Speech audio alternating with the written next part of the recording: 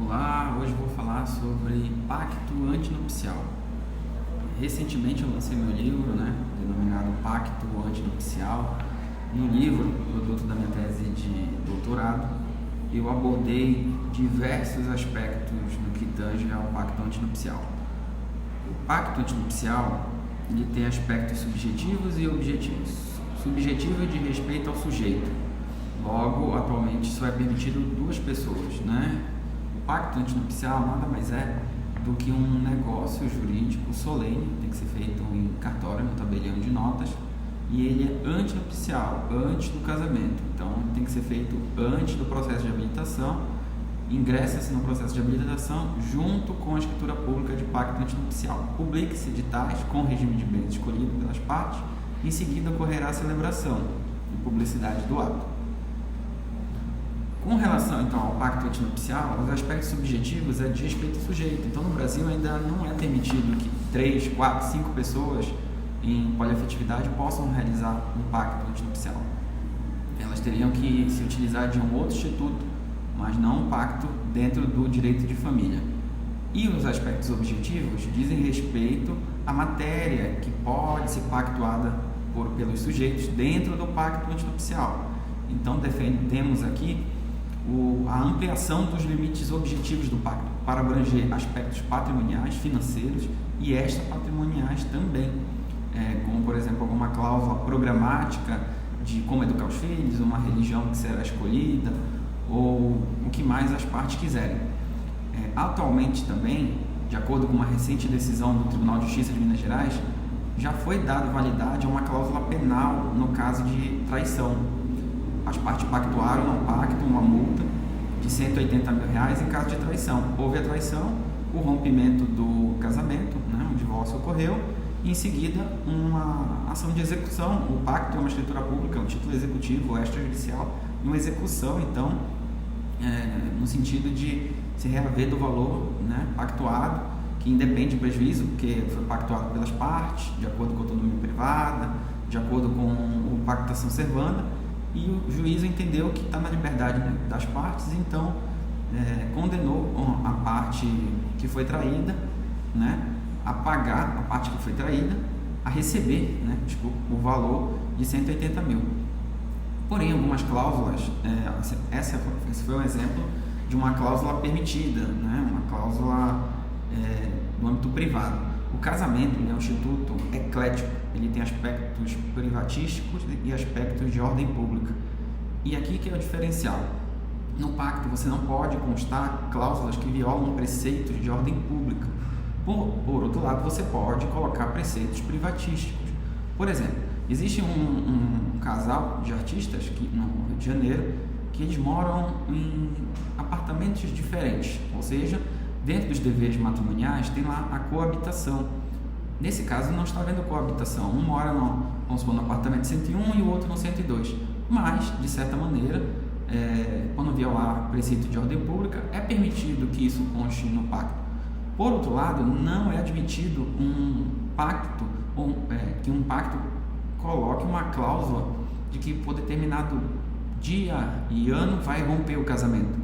Não admite que determinada condição, que é um evento futuro incerto, que incidir, vai romper automaticamente o casamento. Por quê? Justamente, primeiro, pelo princípio constitucional da intervenção mínima do Estado na família, e segundo, porque o casamento não admite condição, segundo inclusive a doutrina do professor Carlos W. Maluf, que tem um livro sobre condição também excelente, e lá ele diz que matéria de direito de família não admitem condição. Então, o reconhecimento de filho não admite condição, a renúncia de herança ela é incondicionada, dentre várias situações do código, que não admite condição. E o casamento, então, ele não pode ser rompido com base numa condição. Então, existe esse limite das partes. Tem que haver uma provocação superveniente a esse casamento, no decorrer dele, para que se rompa. Vale ressaltar também que já se admitiu na jurisprudência paulista uma tutela de evidência para romper um casamento, um divórcio. Um dos cônjuges estava se escondendo, o outro fugia da citação.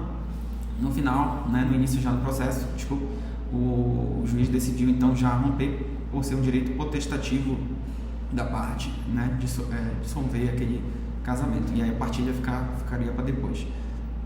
Então, questões programáticas como guarda, sustento, educação dos filhos, é possível sim pactuar no pacto antinupcial, mas não que isso vá gerar um rompimento do casamento, nem multas ou situações de onerosidade excessiva com relação a um cônjuge apenas e não ao outro. Então, se um praticar determinada conduta, incidirá a multa e alguma consequência, e ao outro não.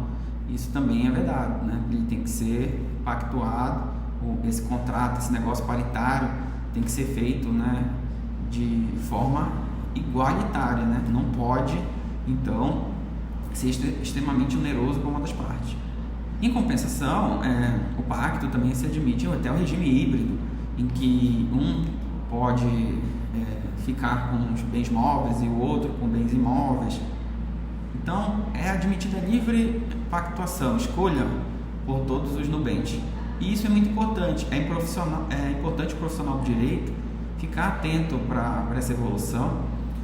Recentemente, com relação à alteração do regime de bens, o provimento 141 do CNJ permitiu que houvesse a alteração direto no registro civil das pessoas naturais, mediante o termo declaratório, sem necessidade de advogado, em atendimento a um princípio que a gente põe aqui no livro, que é o princípio da mutabilidade injustificada do regime de bens.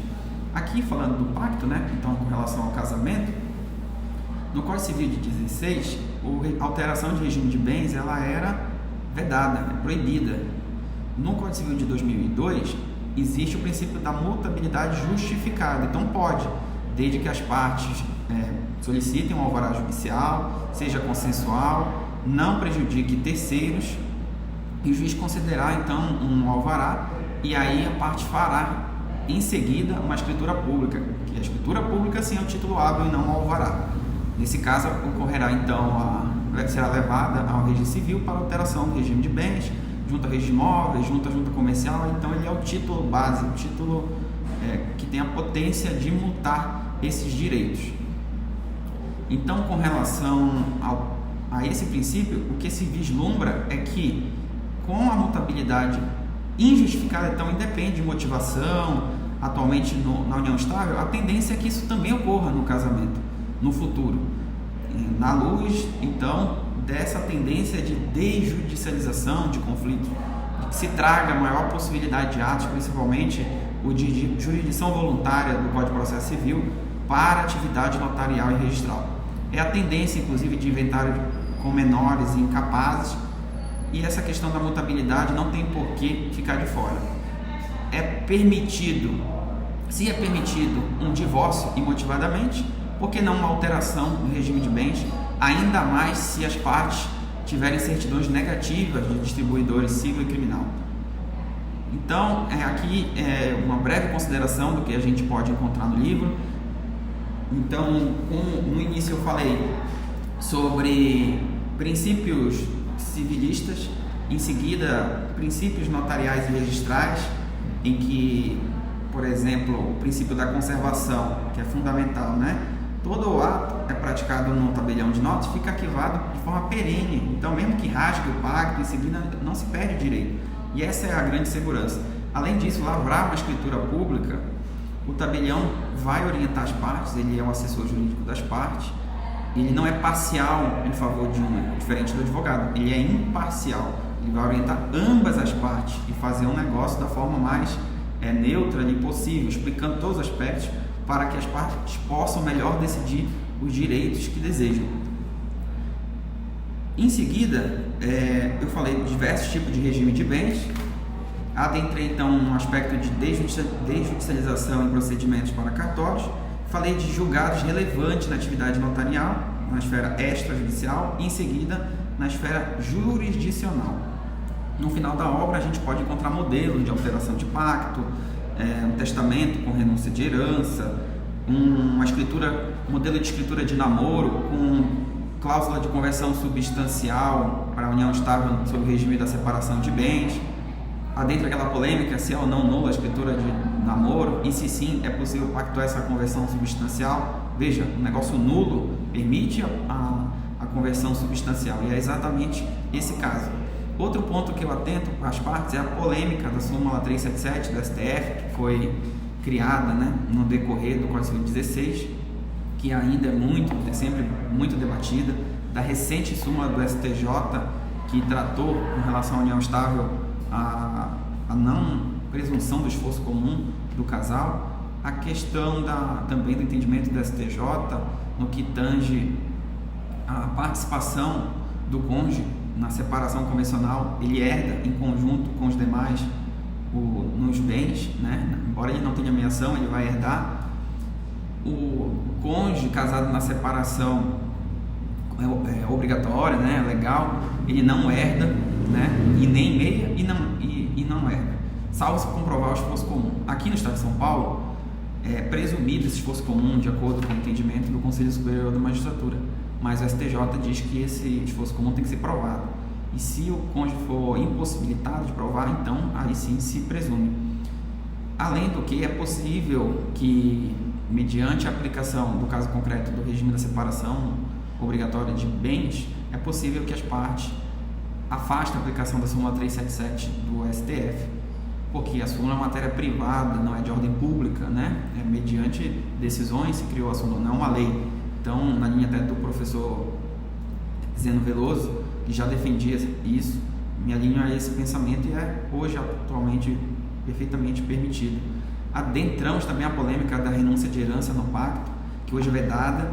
Há tabeliães que colocam na escritura que, caso ocorra uma lei futura, né, que permita, então as partes condicionam, né, uma existência futura da lei. O entendimento da primeira vara de São Paulo é vedar isso, né? Ainda não chegou essa matéria ao CSM, que pode ter essa oportunidade de pacificar esse assunto, que é muito importante. E além do que, a questão não da renúncia de herança, mas da concorrência sucessória, na linha do professor Mário Delgado também, que defende essa sutil diferença, mas que permitiria então a renúncia no pacto. Por quê? Porque a parte pratica um ato abdicativo, renunciativo, ela não está agorando a pessoa vai falecer e se dar bem, ficar com bens. Então, existem diversas e inúmeras polêmicas precedentes. Espero que gostem da obra e fico à disposição, inclusive passando a dúvida no chat. Boa leitura!